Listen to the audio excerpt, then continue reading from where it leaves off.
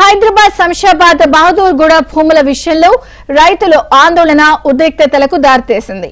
నిరసనకు దిగిన రైతులు పోలీసుల కళ్లల్లో కారం కొట్టారు, రాళ్లు కుర్చీలు విసిరారు. ఈ ఘటనలో చేవెళ్ల డీసీపీ గౌతమ్ యోగేష్ తో పాటు పలువురు సీఐలు గాయపడ్డారు.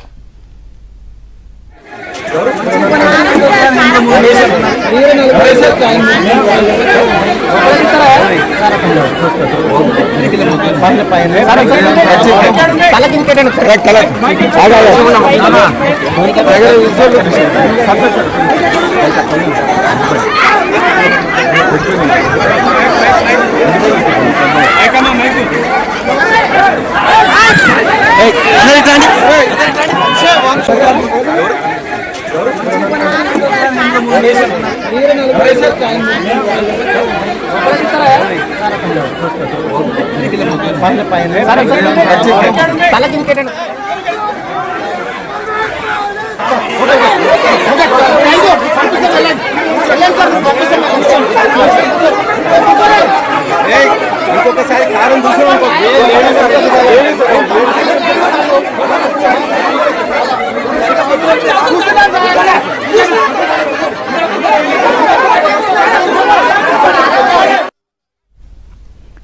బుల్లెట్ ట్రైన్ ప్రాజెక్టు కోసం సేకరించిన స్థలంలో కంచె వేసేందుకు వెళ్లిన రెవెన్యూ, హైడ్రా అధికారులకు రైతులకు మధ్య వాగ్వివాదం జరిగింది.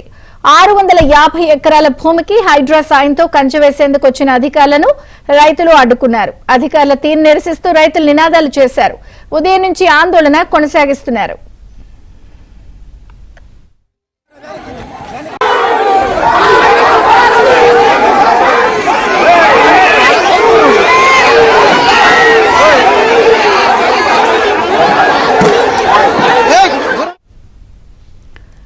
ఇక శాంతియుతంగా నిరసన తెలపొచ్చు అని, దాడులు సరికాదని పోలీసులను హెచ్చరిస్తున్నారు. అయితే పరిహారంపై తేలే వరకు ఉద్యమం ఆగబోదని రైతులు చెబుతున్నారు. 500 గజాల భూమి సరిపోదని, 1000 గజాలు 20 లక్షల పరిహారం కావాలని రైతులు తేల్చి చెబుతున్నారు. కోసం మాట్లాడిపిస్తారు.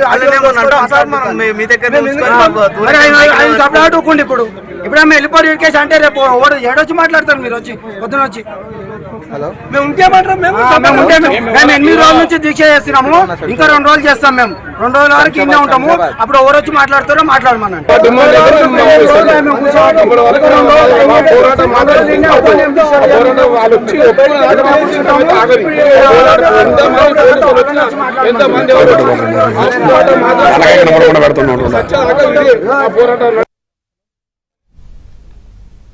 హైదరాబాద్ శంషాబాద్ బహదూర్గూడ భూముల విషయంలో రైతుల ఆందోళన ఉద్రిక్తతలకు దారితీసింది.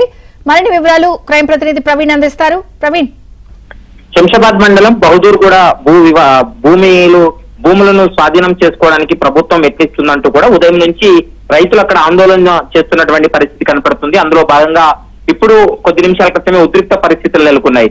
అక్కడ బందోబస్తు చేస్తున్నటువంటి పోలీసుల పైన రాళ్లతో, కుర్చీలతో దాడి చేయడం జరిగింది.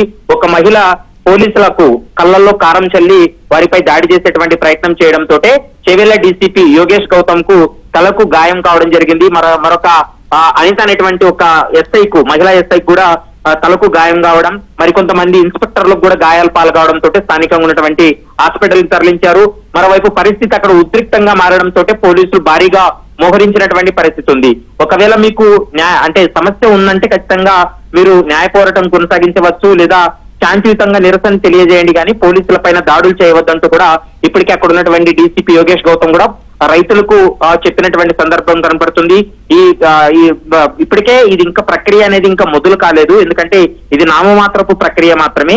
వీటిపైన పూర్తి స్థాయిలో జిల్లా కలెక్టర్ తో పాటు అధికారులు కూడా పూర్తి స్థాయిలో మీ దగ్గరకు వచ్చి చర్చించిన తర్వాతే మీ నిర్ణయం తీసుకున్న తర్వాతనే వాటిపైన చర్యలు ఉంటాయి తప్ప ప్రభుత్వం ఇంకా పూర్తి స్థాయిలో నిర్ణయం తీసుకోలేదనేటువంటి అంశాన్ని రైతులకు కూడా నచ్చజెప్పే ప్రయత్నం చేస్తున్నారు. అయినప్పటికీ కూడా ఒక రాజకీయ పార్టీకి సంబంధించినటువంటి నాయకులు వాళ్లకు సపోర్ట్ చేయడం, ఒకసారిగా అక్కడ ఉన్నటువంటి రైతులు పోలీసుల పైన దాడులకు దిగినటువంటి సందర్భం కూడా కనపడుతుంది.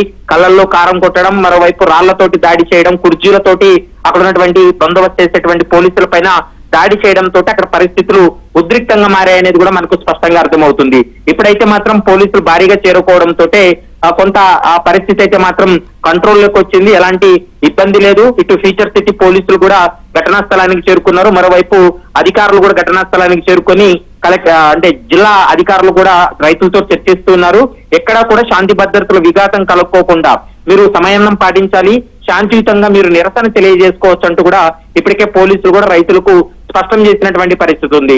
ఇక రైతులను రెచ్చగొట్టే ప్రయత్నం చేసినటువంటి బీజేపీ నాయకులను కూడా ఇప్పటికే పోలీసులు కస్టడీలోకి తీసుకున్నారు. వాళ్ళని స్థానికంగా ఉన్నటువంటి పోలీస్ స్టేషన్ తరలించడం జరిగింది. మరోవైపు కళ్ళల్లో కారం కొట్టినటువంటి ఒక మహిళను ఐడెంటిఫై చేసి ఆమెను కూడా అదుపులోకి తీసుకొని పోలీస్ స్టేషన్ కూడా తరలించినటువంటి పరిస్థితి అయితే కనిపిస్తుంది. Okay Praveen, thank you.